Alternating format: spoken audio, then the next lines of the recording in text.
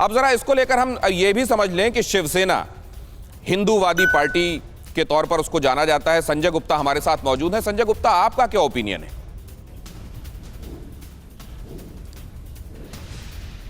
देखिए, आप बंगाल के चुनाव के विषय में बात करेंगे या ये श्योनी घोष जो एक्ट्रेस हैं इसके विषय में बात करेंगे, क्योंकि एक ऐसे ट्वीट के विषय में आप बात कर रहे हैं जिसके विषय में आप पूरा तो दिखा नहीं रहे हैं, और जब तक वो पूरा ना दिखे या बात ना हो तब तक उस पर चर्चा करना कुछ समझ में नहीं आता कि इस पे हम क्या रिएक्शन करें क्या ना करें। मैं तो चुनाव की बात करूंगा। बस इतना समझ लीजिए संजय साहब कि कुछ छिपा कर और उस पर बात कराने का इरादा हमारा नहीं है।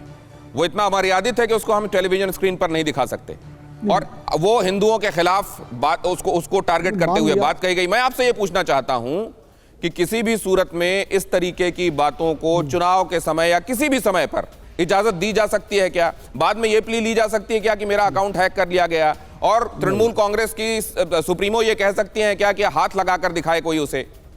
ये हो सकता है क्या?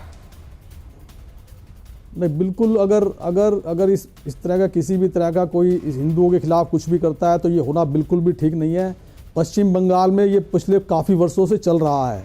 जब ज्योति बसु जी की सरकार थी, लेफ्ट की सरकार थी 20-25 साल, तब भी घुसपैठियों को पश्चिम बंगाल के अंदर शरण दी गई और उनसे हिंसा करवाई गई। इसलिए उनको वहाँ रहना था, उनके रहने के कारण सरकारों ने उनका इस्तेमाल किया। लेकिन ममता बनर्जी को लोगों ने, पश्चिम बंगाल के लोगों ने इसीलिए सपोर्ट किया था कि शायद ममता बनर्जी जी के आने के बाद ये सब रुकेगा। मगर जो खबरें जिस तरह की आई हैं उसको देख करके, सुन करके ऐसा लगता है कि वो ममता बनर्जी जी ने भी उसको रोका नहीं और वो आज भी बड़ा ही है।